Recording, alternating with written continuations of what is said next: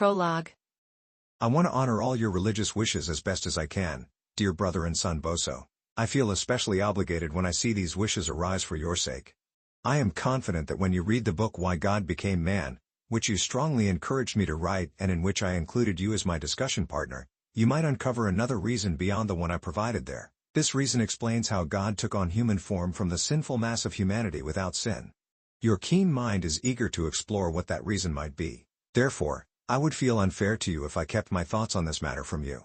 So, I will briefly share my feelings on this, in a way that respects all faithful opinions on the subject, and I won't stubbornly cling to my own view if it can be reasonably shown to contradict the truth. However, I believe the reasoning I provided in that same work is completely valid and sufficient if considered carefully. After all, there can be multiple reasons for the same thing, each sufficient on its own. Chapter 1. Understanding the concepts of original and personal justice or injustice. To grasp how God assumed a human nature from sinful humanity without sin, we first need to explore original sin, as it raises this question. If we can understand why Christ wasn't subject to this sin and how his conception was free from all sin, it becomes clear. It's certain that the term original is derived from origin. So if original sin exists only in humans, it seems to be named either from the original human nature, which is fundamental from its beginning because it originates from the essence of human nature itself, or from the origin, meaning from the start of each person, since it comes from their beginning. However, it doesn't seem to stem from the beginning of human nature, as its origin was just when the first humans were created just and without sin. Thus, it appears to be called original from the very start of each individual. Nonetheless, if someone claims that sin is called original because it passes down to individuals from those who provide the origin of nature, I won't disagree, as long as it's acknowledged that original sin is inherited with the beginning of each person. In each human, there exists both nature, which makes one human like everyone else, and a person, which distinguishes one from others, as when they are called by specific names, like Adam or Abel. The sin of each is in both nature and person. Adam's sin was in the human aspect, which is nature, and in the individual known as Adam, which is personal. However, there is a sin that each person inherits with nature at their very start, and there is a sin that isn't inherited with nature, but is committed by the person after they become distinct from others. The sin inherited at the beginning is called original. It can also be termed natural, not because it is part of the essence of nature, but because it is acquired with it due to its corruption. Once someone becomes a person, any sin they commit is considered personal because it stems from their own fault. In a similar vein, we can talk about original and personal righteousness. Adam and Eve, right from the start of their existence as humans, were immediately just and righteous without delay. However, righteousness is termed personal when someone who is unjust receives righteousness, which they didn't possess initially. Chapter 2. How human nature was corrupted. If Adam and Eve had maintained their original righteousness, their descendants would have been righteous like them. However, because they sinned, even though they initially had the strength to maintain righteousness easily, their nature became weakened and corrupted. The body, after sin, became like that of animals, susceptible to corruption and carnal desires. The soul became infected with these desires due to the body's corruption and the loss of what it once had. Since all of human nature was within them, and nothing was outside of them, the whole was weakened and corrupted. Thus, it retained the obligation of full righteousness without injustice, which it received, and the need to make amends for abandoning it, along with the corruption incurred through sin. If it had not sinned, it would have continued as God made it, but after sin, it propagates as it became through sinning. Because it cannot make amends for the sin or recover the lost righteousness on its own, and the corruptible body burdens the soul. Wisdom 9:15, especially when it is weak, like in infancy and the mother's womb, unable to understand righteousness. It seems necessary for it to be born in infants with the obligation to make amends for the first sin, which it could always have avoided, and to have original righteousness, which it could always have maintained. This inability does not excuse it in infants, because it does not pay what it owes, having abandoned righteousness in the first parents, in whom the whole was, and it is always indebted to have the power to maintain righteousness. This appears to be original sin in infants. We should also consider the sins of nearby relatives, which are passed down to the third and fourth generation. While it might be debatable whether all of this should be considered in terms of original sin, I want to make it clear that I'm not downplaying its significance by questioning it. So, for now, let's assume it's as serious as it gets. Chapter 3. That there is no sin except in rational will. Truly, whether we refer to original sin or something less, I believe it cannot be said to exist in an infant before they have a rational soul. Just as there was no righteousness in Adam before he became a rational human being. If Adam and Eve had conceived without prior sin, righteousness would not have been present in the seed, nor could it be before they were formed into a living person. So, if a human seed is not capable of righteousness before becoming human, it cannot take on original sin before being human. Certainly, we should not doubt that original sin is unrighteousness. If all sin is unrighteousness, and original sin is sin, then it is indeed unrighteousness. But if someone argues, not all sin is unrighteousness, they would have to claim that something could have sin without unrighteousness, which seems unbelievable. If it said that original sin should not be called sin absolutely, but instead original sin, much like a painted man isn't truly a man but a painted man, it implies that an infant, who has no sin except original sin, is innocent of sin. And the Son of the Virgin was not the only human who, in the womb and being born, was without sin. Hence, either an infant who dies without baptism, having no sin except original sin, is not damned, or is damned without sin. But we accept none of these ideas. Therefore, all sin is unrighteousness, and original sin is absolutely sin, which means it is unrighteousness. If God does not condemn except because of unrighteousness, but condemns someone because of original sin, then original sin is nothing other than unrighteousness. And if that's the case, and unrighteousness is simply the absence of due righteousness, since it doesn't seem to be unrighteousness unless in a nature that, when it ought to have righteousness, does not have it, then original sin falls under the same definition of unrighteousness. If justice is the correctness of will maintained for its own sake, then this correctness can only exist in a rational nature. Therefore, no nature is obligated to justice except the rational one, just as no nature is capable of justice except the rational one. Since injustice can only exist where justice ought to be, original sin, which is injustice, exists only in rational nature. However, rational nature is only found in God, angels, and the human soul, through which a human is called rational, and without which a human is not.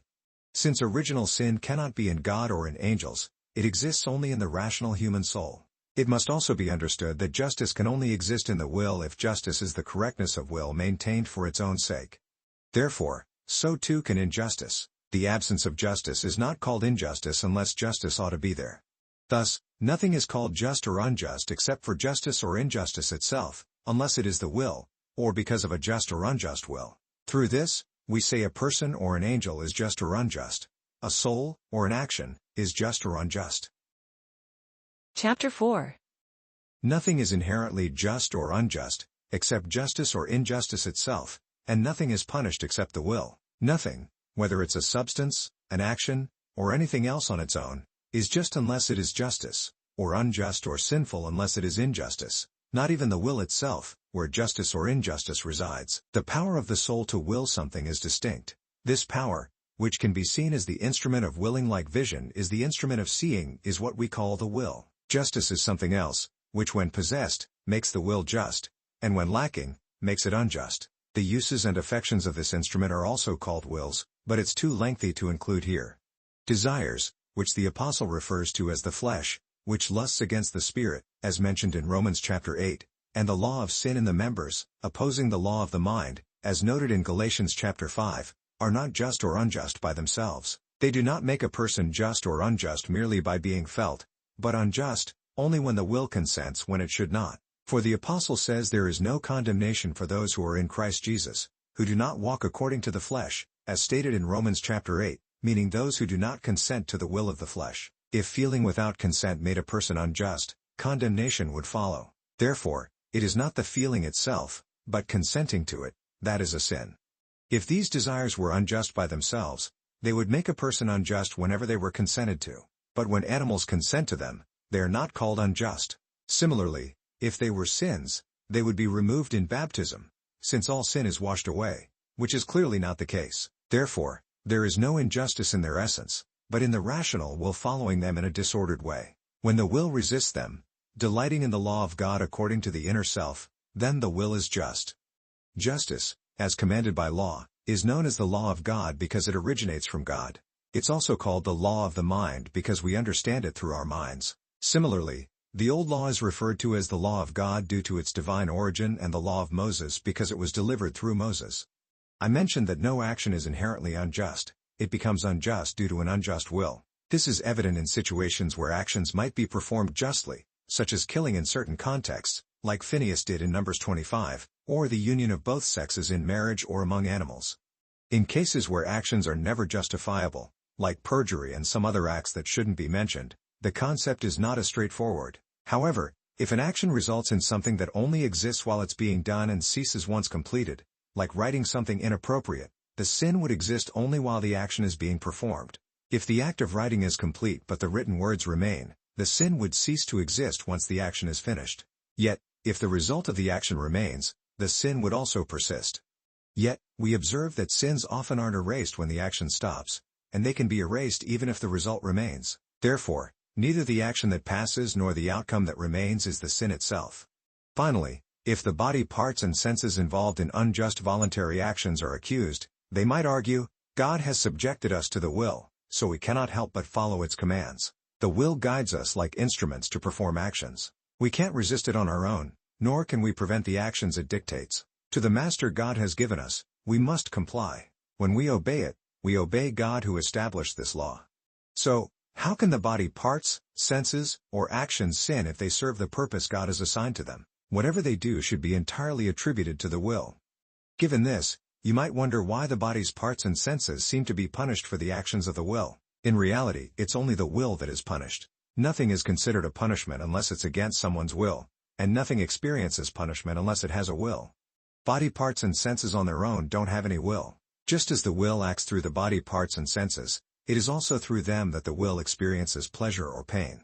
If you're unsure about this, remember that it's the soul, where the will resides, that actually feels and acts through the senses and body parts. Thus, it experiences pleasure or pain through them. It's common to refer to the actions an unjust will commits as sins, because the sin resides in the will that commits them. We also use specific terms to indicate that these actions are done unjustly, like fornication and lying. However, we perceive something different when we consider the action itself or its expression, compared to when we consider whether it's done justly or unjustly. Chapter 5.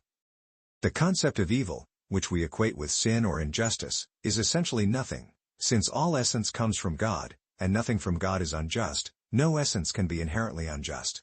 Injustice, like blindness, is simply the absence of something. Blindness is the lack of sight where it should be, just as it's not something extra in the eye nor in a tree where sight isn't expected. Injustice doesn't infect or corrupt the soul like poison to a body, nor does it directly cause something, even when a malicious person acts wrongly.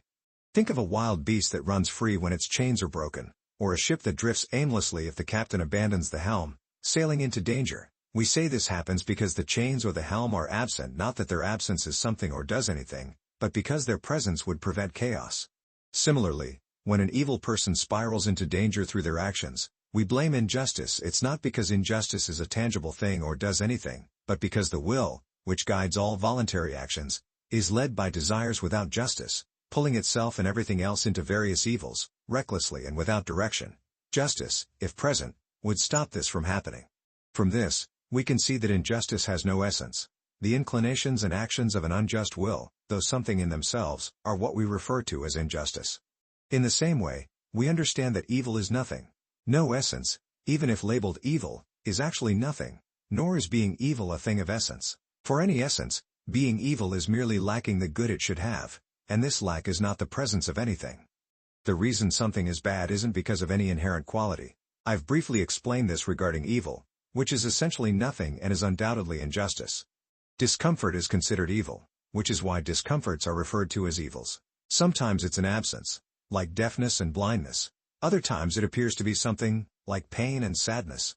Justice is the rightness of the will, valued for its own sake, while injustice is simply the absence of justice, lacking any essence. I believe I've adequately demonstrated that all essence comes from God, and nothing from God is anything but good, as discussed in the treatise on the fall of the devil, especially chapters 1, 15, and 16. I've explained justice more thoroughly in my work on truth, chapter 13. Chapter 6. When God punishes for sin, it's not without reason. Some people, when they hear that sin is nothing, often ask, if sin is nothing, why does God punish someone for it, since no one should be punished for nothing? Although this question seems simple, because they don't fully understand what they're asking, a brief response is necessary. Even though the absence of justice is nothing, whether it should be present or not, God rightly punishes sinners not for nothing, but for something. As I mentioned in the previous book, He requires the honor due to him, which they refuse to give willingly, from those who are unwilling to maintain order in his kingdom. He separates them from the just in a suitable arrangement. However, he doesn't punish creatures where justice shouldn't exist for the absence of it, that is, for nothing, because there's nothing he expects from them, nor does the order of the universe demand it. Therefore, when God punishes for sin, which is the absence of due justice, he doesn't entirely punish for nothing. It's true that unless there's something for which he should punish, he doesn't punish for nothing at all. Now, sin and injustice are nothing, and they exist only in the rational will. Nothing else can rightly be called unjust except the will. From what has been said, I believe this is clear. Chapter 7. How human seed is said to be unclean and conceived in sin, even though there is no sin in it. It seems that a baby either has a rational soul from the moment of conception, without which it cannot have a rational will, or there is no original sin present at that point. However, it's hard to accept that a rational soul is present right from conception. This would imply that each time human seed is conceived and perishes before forming a human soul would be condemned as it hasn't been reconciled through Christ, which seems too absurd. Thus, we need to discard this part of the argument. But if a baby doesn't have sin immediately from conception, how do we understand what Job says to God? Who can make clean what is conceived from an unclean seed? Is it not you who alone are? Job 14:4. And how do we interpret David's words? I was conceived in iniquity, and in sin did my mother conceive me. Psalm 51:7. So, I will explore, if I can, why infants are said to be conceived in iniquity and sin with unclean seed, even though there is no sin in them immediately from conception. Often, divine scripture declares something as true, even if it hasn't happened yet, because it is destined to occur. For example, God tells Adam about the forbidden tree. On the day you eat of it, you will surely die. Genesis 2:17. Not because he died physically that day, but because he received the inevitability of dying eventually. Similarly, Paul says, because of the inevitability of dying someday. If Christ is in you, the body is dead because of sin, but the spirit lives because of righteousness. Romans 8:10. For their bodies, to whom he spoke, were not dead, but they were destined to die because of sin. Because through one man sin entered the world, and through sin, death. Romans 5:12. Just as we all sinned in Adam when he sinned, not because we sinned ourselves, as we weren't yet in existence, but because we were destined to come from him. At that moment, the necessity for us to sin when we came into being was established, because through the disobedience of one man, many were made sinners. See Romans chapter 5, verse 19. Similarly, a person can be considered to be conceived in iniquity and sin from unclean seed, not because there's impurity or sin in the seed itself, but because from that seed in conception, a person begins to exist and acquires the necessity to have the impurity of sin when they have a rational soul, which is essentially sin and iniquity. Even if a child is born from corrupt desire, the fault isn't in the seed any more than it is in spittle or blood. If someone spits with ill will or emits some of their blood, the blame lies not with the spittle or blood, but with the ill will. Thus, it's clear how sin isn't present in infants immediately from conception, and the truths I mentioned from divine scripture hold true. Indeed, they don't have sin because they lack the will, without which there is no sin, yet it's said to be present because they carry the necessity to sin when they become human beings from the seed. If these things are true, as I believe, then what is passed from parent to offspring, since they have no will, means there's no sin in them. Chapter 8. That there is no sin or necessity of future sin in the seed taken from the Virgin. It is clear that in what the Son of God took on from the Virgin, there could be no stain of sin. It's been said that seed is inherited from parents with a necessity for future sin when it is joined with a rational soul. This is because human nature is born with the obligation to atone for the sin of Adam and of the nearest parents, something it cannot achieve. As long as it doesn't achieve this, it sins because it cannot regain the justice it lost on its own. The soul, burdened by a corruptible body, cannot even understand this justice, and it cannot be preserved or possessed if it is not understood. If the seed taken from the Virgin can be shown to be free from these necessities, it will be evident that it carried no necessity for sin, the necessity by which human nature alone cannot regain justice on its own, and the one by which the corruptible body burdens the soul, preventing it from preserving justice received in maturity without grace, or even understanding it in infants, can be seen as foreign to that seed through the personal unity of the one assuming and the nature assumed. If the necessity is first removed, by which it seems bound to atone for the sins of the first and nearest parents, it becomes clear. It will not be doubtful that no obligation follows from the nearest parents if it can be understood to be free from the obligation of the first parents. Therefore, with God's help, I will first try to investigate how this can be known, so that once this is demonstrated, there will be no need to labor much in other areas. Chapter 9. Why is the sin that condemned the human race attributed more to Adam than to Eve, since he sinned after and through her? First, let's consider why the sin that condemned humanity is more often attributed to Adam rather than Eve, even though she sinned first and Adam's sin followed hers. The Apostle states, "But death reigned from Adam to Moses, even over those who did not sin in the likeness of Adam's transgression." Romans 5:14. Many other passages also seem to place more blame on Adam than Eve. I believe this happens because the union of the two is entirely encompassed in the name of the principal part, much like how a whole is often represented by a part. Or perhaps because Adam, with his rib, although it was made into a woman, could still be referred to as Adam, as it is written, "God made them male and female, and blessed them." Genesis 1:27. And he called their name Adam on the day they were created.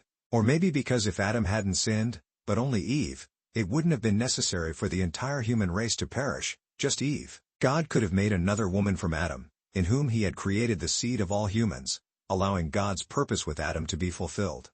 For these reasons, I will refer to both of them by the name of Adam, unless it is necessary to distinguish them. Chapter 10. Why do people carry the burden of Adam's sin, even though they weren't aware of it? Each person is indeed a child of Adam, a human by creation, an Adam by propagation, and an individual with their own uniqueness. A person doesn't exist because of Adam, but through Adam. Just as Adam didn't make himself human, he didn't create within himself the nature of propagation. Instead, God, who made him human, instilled this nature in him so that humans would be propagated from him. There's no doubt about the source of each person's obligation. It's not because they're human, nor because they're an individual. If each person were guilty of this debt simply for being human or an individual, Adam would have been bound by this debt before he sinned, merely for being human and a person, which is absurd. Thus, one becomes a debtor because they are Adam, but not just any Adam, specifically Adam the sinner. Indeed, if Adam had never sinned, it would be absurd to think those propagated from him would still be born with this debt.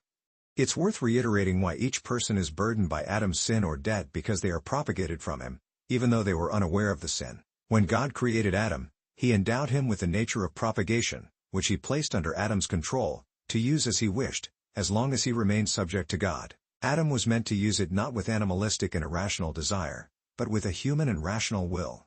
Just as animals desire nothing with reason, humans should desire nothing without reason, which they always should, because Adam received this power and could always maintain it. God also granted him the grace that, just as he created him without any operating nature of propagation or the will of a creature, he made him both rational and just at the same time. So, if Adam hadn't sinned, those he generated would be both rational and just, possessing a rational soul through the operation of nature and will. Just as it has been shown that a rational nature was created to be just, as often demonstrated in the earlier work, Book 2, Chapter 1, it's also proven that those born from human nature, without any prior sin, would naturally possess both justice and rationality. Indeed, the one who created the first human without parents also creates those born through the nature of propagation that he established. Therefore, every person, if no sin had occurred, would be just like Adam, both just and rational.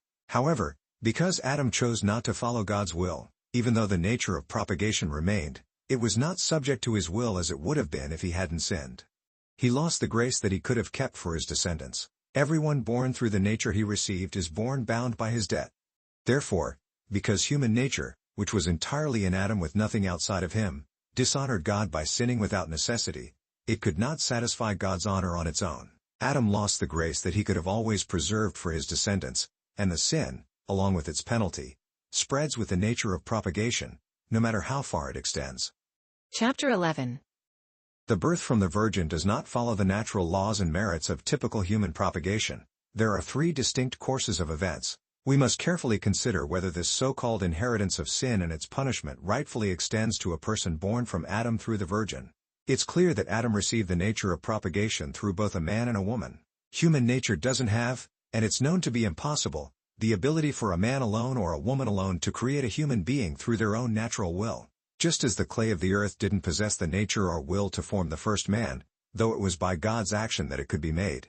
In the same way, a woman wasn't made from the man's rib, nor was a man made from a woman alone, by natural processes or human will. But God, by his own will and power, created one man from clay, another from a woman alone, and a woman from a man alone. Though nothing happens except by God's will, whether by direct action or permission, some things his power and will accomplish directly, some by created nature, and some by the will of the creature. Just as created nature can do nothing on its own except what it has received from God's will, the will of the creature can achieve nothing by itself unless nature assists or permits it. God's will alone established the nature of things in the beginning, granting each its appropriate will so that natures and wills might fulfill their roles according to the order given to them. And he continues to do many things, working with those same natures and wills, which they could never accomplish on their own. It is only through God's will that the sea provides a dry path for people to walk through, that the dead are brought back to life, that water is transformed into wine, and that by the Holy Spirit, people gain insights they couldn't achieve on their own or through any other means. It's also by grace alone that harmful desires are redirected towards what is beneficial. Many other events occur that neither creatures nor their will could bring about under normal circumstances. Nature tends to move light things upward and heavy things downward. Sometimes the earth, through the efforts of those who cultivate and plant it, and sometimes without any intentional action, produces countless plants and trees that grow and bear fruit. Many such phenomena are more easily understood through experience than through formal teaching. Activities like making a path, building, writing, and speaking are attributed to will, as they are accomplished through intentional effort. Therefore, when we examine everything that happens, it occurs either solely by God's will, by nature according to the power granted by God, or by the will of creatures. The things that neither nature nor the will of creatures can achieve, but only God can, are always to be marveled at. There are clearly three categories of occurrences: miraculous, natural, and voluntary. The miraculous doesn't conform to the others or their laws at all, but rather, it freely governs them. It doesn't do them any injustice when it appears to oppose them, because they possess nothing except what they've received from it, and it has given them nothing except under its own terms. Therefore, the birth of a man from only a virgin is neither natural nor voluntary but miraculous, like the creation of a woman from only a man and the creation of a man from clay. It's clear that this doesn't fall under the laws and merits of propagation, which both will and nature, although separately, operate. For will does one thing there, nature another. Yet, it's equally true that Adam came from a non-human, Jesus from only a woman, and Eve from only a man, just as any man or woman is truly human from a man and a woman. Everyone is either Adam or descended from Adam, but Eve came from Adam alone, and all others come from Adam and Eve. Since Mary, from whom Jesus alone was born, is descended from Adam and Eve, he cannot be from them in the same way. It was fitting that the one who would redeem the human race was born from the ancestors of all humanity. Chapter 12. Adam's wrongdoings do not affect this man in any way. Understanding why the Son of the Virgin is not burdened by sin or Adam's debt is also straightforward. Adam was originally created righteous, free from the often discussed sin and debt, and free from its penalties. He was given the ability to always maintain the righteousness he received, along with the freedom and happiness that came with it. Since Adam could have kept these blessings without any trouble, but chose not to, he lost them and ended up with their opposites. Consequently, he became a slave to sin, or injustice, and incurred a debt he couldn't repay, along with the misery of being unable to regain what he lost. Just as he couldn't take away the good things he had or attract the evils he didn't have, except by failing to preserve those goods when he could, he also couldn't take away those same goods from anyone else or impose those evils, except by failing to preserve the goods for those he had the power to help. However, he could only preserve those goods for those whose generation he had the power to influence by his will. Therefore, he couldn't pass on the aforementioned evils to anyone, no matter how they were descended from him, if he had neither the means to influence their generation nor the ability to do so. Thus, there is no reason or right for Adam's aforementioned evils to affect the man conceived by the Virgin.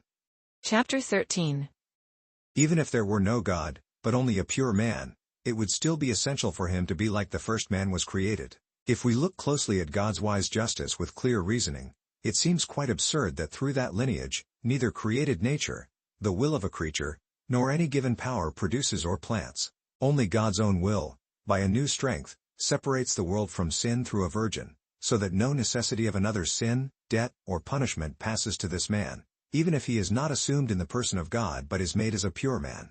By the same logic, God should not have made Adam except as just, nor burdened by any debt or inconvenience. The rational mind clearly sees that the one whom he similarly creates by his own will and strength, should not be subjected to any evil, because it is very unsuitable for the goodness of the omnipotent and wise God to create a rational nature by his own will alone from material in which there is no sin, Whoever does not understand this does not recognize what is unsuitable for God.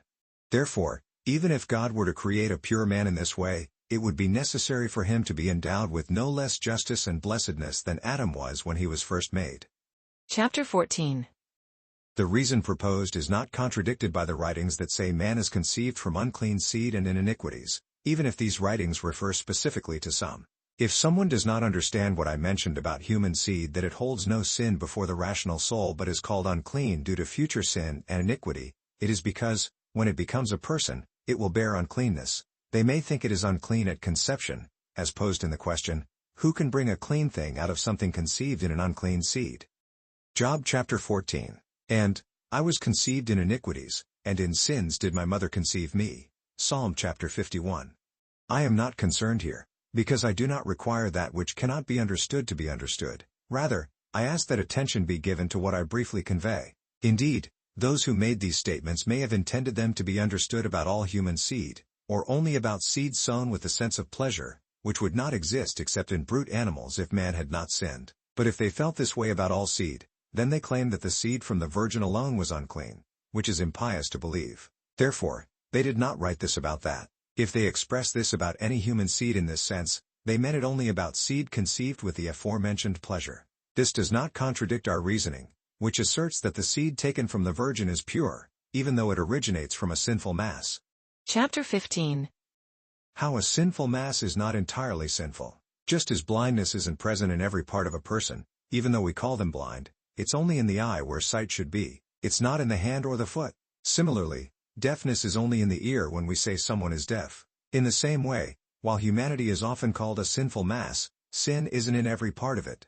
As mentioned, it's only in the will, which isn't known to have any seed at conception. Therefore, with no true or plausible reason to argue otherwise, if we consider what was said earlier, we can conclude that there's no reason, truth or understanding that suggests anything should be attributed to the man conceived from the virgin alone from the sin of the sinful mass, even though he was taken from it, even if he weren't God. Chapter 16. Why John and others conceived through a miracle are not inherently free from sin. If John the Baptist and others born from barren women where the ability to conceive had died due to old age are presented as objections, suggesting they should have been born without sin because they were conceived miraculously, it's important to understand that the reasoning which exempts the virginal conception from the necessity of sin is entirely different. There's a difference between doing something unheard of, unimaginable, and unknown to nature, and healing nature weakened by age or defect to restore its function. If Adam had not sinned, he would not have been weakened by old age or any other cause, and the nature of procreation, created in him and under his control, wouldn't have been hindered by any circumstance. Therefore, in John and others like him, nothing new is added to Adam's nature, unlike with the Son of the Virgin instead. What was weakened is understood to have been restored. Thus, because they were generated through the natural procreation given to Adam, they cannot and should not be considered similar to him in the miraculous conception we're discussing, to suggest they could be freed from the bond of original sin. Chapter 17. Why God became incarnate, when he could have made sinless humans from Adam, as many as needed, but not gods. You might wonder, if a pure human, who wasn't God, could be made from Adam without any sin, as suggested, why did God need to become incarnate? After all, God could have redeemed sinners through a sinless person, or by creating as many such humans as needed to complete the heavenly city. To this, I respond briefly. God became human because a mere human would not be enough to redeem others, as has been frequently discussed. Therefore, he didn't create as many sinless humans as needed, because if no one from natural propagation was saved, it would seem as though creating that nature in Adam was pointless, and as if it was corrected without being made, which doesn't align with supreme wisdom for any nature. Earlier, I intended to explore how the seed from the Virgin, which was shown to be sinless, could be seen as free from the necessities that I mentioned all other humans are conceived with, and regarding the necessity by which human nature, having abandoned justice, cannot recover it by itself, and the one by which the corruptible body weighs down the soul, especially in infants, I was confident it could be liberated because that human was God, if the necessity of sin and the debt of Adam and the nearest parents could first be rightly removed. So, in Book 1, I began to explore how these issues could be understood concerning the necessity of sin and the debt of Adam, so that later it would be easier to find what I was seeking regarding the other matters, and with the abundant grace of him whose conception is being discussed. It's clear that he was not only recognized as free from all sin and debt but also from the necessities mentioned earlier. A person conceived in this way should be endowed with just as much justice and happiness as Adam was when he was created. This holds true even if he were just a human and not God. It seems equally unreasonable for sin or its punishment to be passed down to him from any parents through such propagation, and for God to make a naturally rational being unjust or miserable without any wrongdoing on their part. Chapter 18. That God was conceived by a righteous virgin, not out of necessity, as if he could not be born from a sinner, but because it was fitting. The Son of God was truly conceived by the purest virgin, but this was not out of necessity. It wasn't that a righteous child could not be born from a sinful parent through such propagation. Rather, it was fitting for this miraculous conception to be from a most pure mother. It was appropriate that the Virgin, whom God the Father intended to give his only Son whom he loved as himself, being born equal to him from his own heart, should possess a purity that could not be greater under God. The Son was to be naturally the common Son of both God the Father and the Virgin. He chose this Virgin to truly make her his mother. From her, the Holy Spirit wished and intended to conceive and bring forth the one from whom he himself proceeded. How the same Virgin was cleansed through faith before her conception is explained in Book 2, chapters 16 and 17, where I also provided another explanation of this topic. Chapter 19.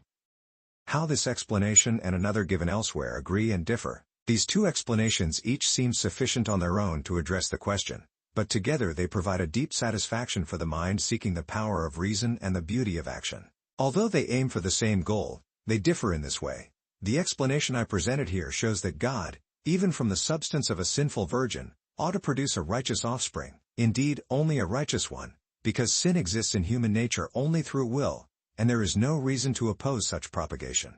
The other explanation proves that even if there were sin in the entire essence of the Virgin, she could still be made pure through faith for such a conception. Moreover, in this explanation, all necessity of death and any corruption or toil are clearly excluded from that man, while in the other, a question seems to arise about this very point, but it is resolved with sufficient reasoning, if carefully considered. Therefore, from both explanations, it is clear that our Lord and Redeemer endured nothing in all that he suffered except by a holy will. Born of a virgin, he possessed original righteousness instead of original sin. As I see it, it has been clearly shown, as I intended, that original sin could not possibly be passed down from parents to someone conceived by a virgin. Rather, by nature, he had to be just and blessed. Therefore, since he was born just from a just father in his divine nature, and from a just mother in his human nature, he was just from the very beginning. It's fitting to say that instead of the original injustice that all other children of Adam have, he possessed original righteousness from the start. Chapter 21. Why he could not have personal injustice. It's unnecessary to discuss personal injustice in his case because it simply didn't apply to him. Human nature was never separate from the divine in him, nor was his soul ever burdened against his will or constrained by a corruptible body. This soul, being both the whole man and the Word of God, always existed as a single person. He was never without perfect justice, wisdom, and power, which he possessed from himself as God, while in human form, he received what he had from the divine. I do not deny that there might be another reason, higher than this one, for how God took on human form from a sinful mass without sin, like unleavened bread from leavened, besides the one I've presented here, and the one mentioned elsewhere in Book 2, chapter 16. If another reason is shown to me, I will gladly accept it, and if it can be demonstrated that mine could go against the truth, I will not hold on to them. Chapter 22. On the extent of original sin. Original sin cannot be greater or less than what I've described. Since an infant is already rational, human nature doesn't have the justice that was given to Adam and should always have. It's not excused by the inability to have it, as discussed earlier in chapter 2. However, I don't consider it as severe as I previously indicated. When I aim to show that it doesn't apply to the man conceived from the Virgin, I presented it in such a way that nothing could be added, ensuring I didn't seem to downplay its importance during my investigation. Now, I'll briefly explain my thoughts on this. I don't believe Adam's sin is passed to infants in a way that they should be punished for it as if they personally committed it, like Adam did, even though it results in none being born without sin, leading to condemnation. When the apostle says that death reigned from Adam to Moses, even over those who didn't sin like Adam did, as stated in Romans chapter 5 verse 14, it seems to clearly indicate that Adam's transgression isn't personally imputed to them, even though he states that all children of Adam, except the son of the Virgin, are sinners and children of wrath. When he says, even over those who didn't sin in the likeness of Adam's transgression, it can be understood as saying, and even over those who didn't sin as much as Adam did by transgressing. And when he says, "But the law came in, so that the offense might abound," as mentioned in Romans chapter 5, verse 20, we understand that sin before the law, in those who didn't sin like Adam, was less than Adam's sin. Or if it wasn't less, sin increased in them after the law beyond Adam's sin, which I can't comprehend when I consider it, regarding the weight and satisfaction in cur deus homo, which I've explained as it seemed to me, as you've already read in Book 1, chapters 19 and 20. It's true that no one can return to the purpose for which humans were created, nor can they be rescued from the evils into which human nature has fallen, without addressing the sin that caused these evils in the first place. Someone might ask, if individuals don't bear Adam's sin, how can you say that no one is saved without addressing Adam's sin? How does a just God demand payment for a sin they don't have? To that, I say, God doesn't demand more from any sinner than what they owe. But since no one can repay what they owe, Christ alone repays on behalf of all who are saved and more than they owe, as I've already mentioned before. Chapter 23. Why and how sin passes down to infants. We need to look at why sin is less in infants than it was in Adam, even though it has descended from him to everyone else. Through Adam, sin entered the world, and with sin came death. Understanding why it is less requires us to understand why and how it exists. This has been mentioned before to the extent necessary for the topic, but it's worth briefly repeating here. It's undeniable that infants were in Adam when he sinned, but they were there in a causal or material way, like seeds. They are personally themselves, since in him they were the seed itself. In themselves, they are different individuals. In Adam, they were not distinct from him, but in themselves, they are different from him. So, in him, they were him. In themselves, they are themselves. Therefore, they were in him, but not yet themselves, because they were not yet individual beings. Some might argue that saying others were in Adam is meaningless and shouldn't be considered existence. If so, they should also claim that Christ being in Abraham, in David, and in other ancestors, according to the seed, is meaningless, and that God did nothing when he created all things from seeds initially. But if it were not true, these things we see would not exist. If it weren't true that what nature creates from seeds was first something in them, they wouldn't come from them. It's foolish to deny this. Therefore, it was not meaningless but true and substantial that all humans were in Adam. God did not make something empty when he made them to be in him. As was said, in him they were not different from him, and therefore very different from how they are in themselves. However, although it's clear they were all in him, the Son of the Virgin was in him in a very different way from the others. All others were within him such that, by the nature of propagation which was subject to his power and will, they came from him. However, this one was not within him in a way that, by his nature or will, he would originate from him, because after Adam sinned, it was determined that he would be the source from which others would arise. From this individual, there was a difference. He was to be what he was meant to be, not so that he would originate from him, because it wasn't within his power to be propagated in that way, nor was it within his capacity to be made from another essence or from nothing. Thus, it wasn't within him to exist in any form. It was neither in the power of his nature nor his will to exist in any manner.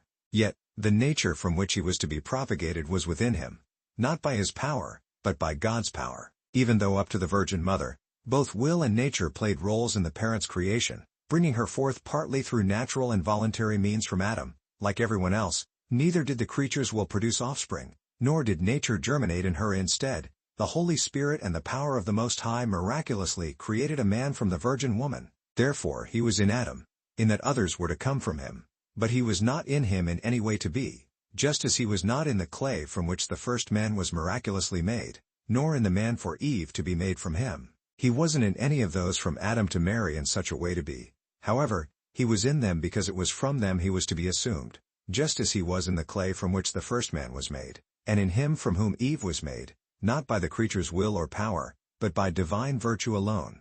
But this one was in a much more miraculous and greater grace. While they were pure humans, this one was made God-man. So, this one was in Adam in a very different way when he sinned than those who are procreated by voluntary and natural means. In a sense, he creates those who are Adam, whom human will brings into being through the power given, and nature nurtures by birth. However, this one was made solely by God, though from Adam, not through Adam, but by his own power, as if from himself. What could better demonstrate the greatness of God's goodness and the fullness of grace given to Adam than the fact that those under his influence were such that what he was by nature, they were through him. Likewise, it was in his free will that, just as he was in righteousness and happiness, he could propagate these qualities to them. This was thus granted to him. Since he was placed in the heights of such great grace, he willingly abandoned the good he had received to keep for himself and them. Consequently, the children lost what the Father could have given by maintaining it, but he took away by not keeping it. This, in my view, is a sufficient reason why Adam's sin and its consequences descend to infants. If we set aside our biases, which often hinder our understanding of justice, and consider justice itself more carefully, this becomes clearer. Now, I'll briefly explain how the same sin seems to descend to them. There is sin from nature, as I mentioned in chapter 1, and sin from the person.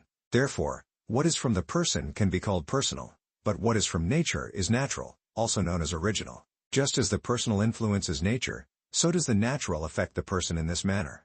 What Adam ate was required by nature, as it was created to do so, but eating from the forbidden tree was not natural. It was a personal choice, his own will that led to this. Yet what the person did was not done without nature, for the person was Adam, and nature was man. Therefore, the person caused nature to become sinful, because when Adam sinned, man sinned. Indeed, it wasn't because he was human that he presumed to eat the forbidden fruit. Rather, it was by his own will, which nature did not require but the person conceived. Similarly, this occurs in infants, albeit in reverse. Indeed, the absence of justice in them, which they should have, isn't because of their own will, like it was with Adam, but rather due to a natural deficiency inherited from Adam. In Adam, who was the only one of his kind, justice was taken away. This is always lacking unless supported, because nature exists in people and people cannot exist without nature, making the nature of infants sinful. Thus, Adam's actions deprived nature of justice. As a result, nature, now lacking, causes all people it produces to be sinful and unjust with the same deficiency. In this way, Adam's personal sin is passed on to all his natural descendants, making it original or inherent in them. Hence, it's clear there is a significant difference between Adam's sin and theirs, because he sinned by his own choice, they sin out of a natural necessity, which his own actions brought about. However, although no one doubts that different sins don't receive equal punishment, in this aspect, the condemnation of both personal and original sin is similar, because no one is welcomed into the kingdom of God, for which humans were made, except through the death of Christ. Without this, what is owed for Adam's sin isn't repaid, even though not everyone deserves equal torment in hell. For after the day of judgment, there will be no angel or human except in either the kingdom of God or in hell. Therefore, the sin of infants is less than Adam's sin. Yet no one is saved without that universal satisfaction, through which both large and small sins are forgiven. Why it must be through the death, and how salvation comes from it, I have explored and explained in the aforementioned book, as God enabled me to do. Chapter 24. That the sins of parents after Adam are not counted as original sin in their children. I don't believe that the sins of our parents contribute to the original sin of their children. If Adam couldn't pass on his righteousness to his descendants, he certainly couldn't pass on his unrighteousness either. Since no one after Adam has been able to preserve their righteousness for their children, there's no reason to think that the sins of parents affect the souls of their children. Furthermore, it's clear that infants don't have a sense of right will for its own sake. In this way, they are all equally unjust because they lack the justice everyone should have. This lack of justice has been passed down from Adam, who lost it in human nature. Even if Adam retained some justice, meaning human nature allowed him to maintain a right will in some aspects, he was deprived of the ability to pass this justice to his descendants. So, it cannot be inherited with any justice. Therefore, infants can't lose more than all justice and happiness, which isn't given to anyone lacking necessary justice. It seems impossible for the injustice of parents to increase this lack in infants beyond Adam's sin. Where there's no justice, none can be taken away. Where no justice is absent, no injustice can be added. Thus, unjust parents can't add any more injustice to their infants beyond the existing absence of justice. However, where there's no justice, there's nothing stopping some justice from being added.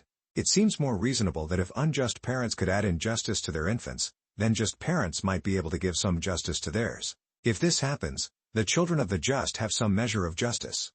If this is true, then unbaptized babies of righteous parents are punished less than those of unrighteous parents, or if they are saved, they are chosen based on some prior merit of their own. But the Apostle Paul denies this in Romans 5, where he uses the example of Jacob and Esau to show that no one is saved without grace coming before any merits.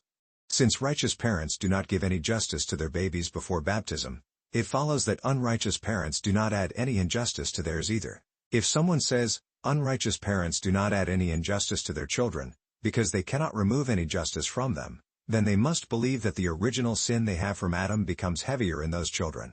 But if that is true, then righteous parents should be able to make it lighter in theirs. So, if the babies of righteous parents are less unjust than those of unrighteous parents, they should be less condemned than those others. But let the one who dares to say this also try to prove it. As for me, I do not dare say it, because I see that both the babies of righteous and unrighteous parents are sometimes chosen for baptismal grace and sometimes not, and even if someone does say this, they cannot prove it, just as no one is more righteous than another unless they more willingly choose what is good or avoid what is evil, so too no one is more unjust than another unless they more willingly love or despise what they should not. So, if babies cannot be shown, right when they gain a soul, to will more or less of what they should or should not, then no one can prove that one baby is born more just or more unjust than another. Therefore, it seems that righteous parents do not actually make original sin lighter in their children through their own righteousness, nor do unrighteous parents make it heavier in theirs through their own unrighteousness. So, if unjust parents can increase original sin in their children through their own sins, it seems to me that the sins of parents, after Adam, impact their children's good merits. The good deeds of parents bring many significant benefits to their children's bodies and souls. Due to the parents' sins, children and grandchildren face various hardships in life up to the third and fourth generations, and perhaps even further. They might miss out on good things, even spiritually, that they could have achieved if their parents had been righteous. Giving examples of this would take too long to include here. But I believe that original sin is naturally the same for all infants conceived, just as Adam's sin, which causes them to be born into it, affects everyone equally. Chapter 25. How the sins of parents can harm the souls of their children. If the sins of parents sometimes harm the souls of their children, I believe it happens like this.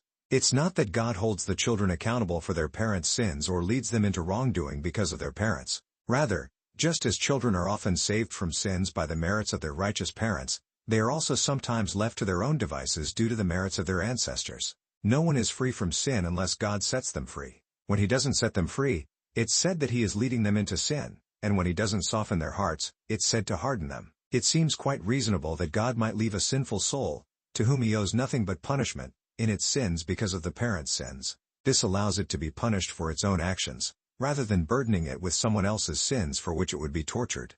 Thus, without contradiction, original sin is the same in everyone. The Son does not bear the iniquity of the Father. Each person carries their own burden and receives according to what they have done in the body, whether good or bad. God repays the sins of the parents to the children to the third and fourth generation, even if this applies to the soul. Clearly, the soul of the child does not die because of the father's sin, but because of its own. No one bears the father's iniquity when left to their own, but their own. They don't carry someone else's burden, but their own. Nor do they receive according to what the father did, but according to what they themselves have done in the body. However, because they are not freed from their own evils due to the parents' sins, the burdens they carry are attributed to the same sins of the parents. Chapter 26. How no one bears the sin of their father, but their own. If someone argues that all who aren't saved through faith in Christ bear Adam's iniquity, consider that infants do not bear Adam's sin, but their own. Adam's sin and the sin of infants are different. They are not the same. Adam's sin was the cause, while the infant's sin is the effect. Adam lacked justice because he abandoned it himself. Infants lack it not because of their own actions, but because someone else, namely Adam, abandoned it. So, Adam's sin and that of infants are distinct. When the apostle in Romans 5:14 says, "Because death reigned from Adam to Moses, even over those who did not sin in the likeness of Adam's transgression," it suggests that the sin of infants is less than Adam's. This clearly indicates they are different. Therefore, when an infant is condemned for original sin, it's not for Adam's sin but for their own. If they didn't have their own sin, they wouldn't be condemned. Thus, they bear not Adam's iniquity but their own, though it's said they bear it because Adam's sin was the cause. This cause in Adam, which means infants are born in sin, doesn't exist in other parents because human nature lacks the same power for righteous children to be born. Thus, infants don't have sin because of their parents' sin as they do with Adam's sin. Chapter 27. What original sin is, and how it is equal in everyone. I understand original sin to be simply what exists in an infant as soon as it has a rational soul. Whatever might have happened to the body before it was animated, like any physical corruption, or whatever happens afterward, either in the soul or body. For these reasons, I believe it is the same in all naturally born infants, and all who die with only that sin are equally condemned. Indeed, any sin added beyond that is personal. Just as a person is born a sinner by nature, the nature itself becomes more sinful through the person. Because when any person sins, humanity's sins. This sin, which I call original, is nothing more in those infants than the state I described earlier. It is caused by Adam's disobedience to rightful justice, making all children of wrath. It accuses the spontaneous nature created in Adam of abandoning justice. Nor does it excuse individuals, as mentioned in chapter 2, from the inability to recover, which is accompanied by a lack of blessedness. So just as they are without all justice, they are also without all blessedness. Through these two lacks, they are exposed in this life's exile, vulnerable to sins and miseries that occur constantly and overwhelm from all sides, except insofar as they are protected by divine arrangement. Chapter 28. Against those who think infants should not be condemned. Some people believe that infants who die without baptism should not be condemned. This belief comes from the idea of injustice, as no one holds infants accountable for another's sin. Given their age, they lack righteousness and understanding, making it seem unreasonable for God to judge them more harshly than humans do. To these people, it's important to explain that God's expectations of infants are different from those of humans. Humans should not demand from nature what they have not given and what is not owed to them. It's not just for a human to blame another for being born with a fault they themselves cannot escape, except through another's help. However, God has the right to demand from nature what he has given and what is justly owed to him. Even the judgment whereby infants are condemned is not very different from human judgment. Imagine a scenario where a man and his wife, elevated to great dignity and status through no merit of their own but purely by grace, commit a grave and inexcusable crime. They are justly cast down and reduced to servitude. Who would argue that the children born to them after their condemnation should not be subject to the same servitude but should instead be freely restored to the privileges their parents justly forfeited? This is similar to the first parents and their descendants, who, justly condemned from bliss to misery for their fault, continue to beget in the same exile. Therefore, a similar judgment applies to similar cases, although more strictly, the more improbable their offense may seem.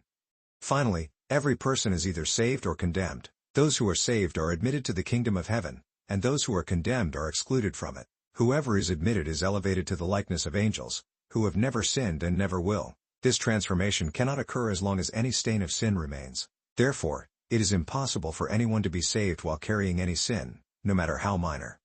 So, if what I mentioned is true, that original sin is indeed a sin, then it's essential to understand that every person born with it, unless forgiven, will face condemnation.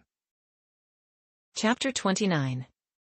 How the inability to have righteousness excuses them after baptism.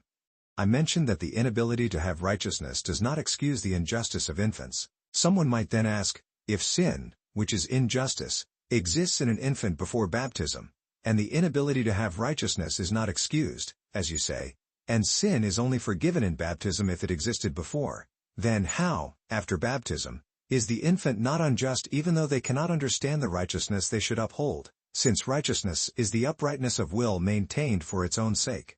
If a baptized infant dies in infancy, not immediately after baptism, and they do not yet know how to repent, since they do not have the righteousness they owe and are not excused by inability, they pass from this life unjustly, as they would before baptism, and are not admitted to the kingdom, which the Catholic Church does not believe. But if in baptism the sin of future infancy is forgiven for infants, why would this not apply to those in later ages? To this, I respond that in baptism, sins that existed before baptism are completely erased. Therefore, the original inability to have righteousness is no longer counted as sin against those who have been baptized, as it was before. Just as the inability to have righteousness could not excuse the absence of righteousness before, since it was itself at fault, after baptism it completely excuses it, because it remains without any fault. Thus, the righteousness owed by infants before baptism is not demanded from them after baptism as if it were a debt. So, as long as they lack righteousness due only to original inability, they are not unjust, because the absence of owed righteousness is not in them. Indeed, it is not owed when it is impossible without any fault. Therefore, if those who are not unjust die in this state, they are not condemned, but rather saved by the righteousness of Christ, who gave himself for them, and by the righteousness of the faith of the Mother Church, which believes on their behalf, as if they were just. I've shared my thoughts on original sin based on my own understanding. I'm not making definitive claims, just offering my perspective until God reveals something clearer to me. If someone has a different view, I respect their opinion, as long as it can be proven true.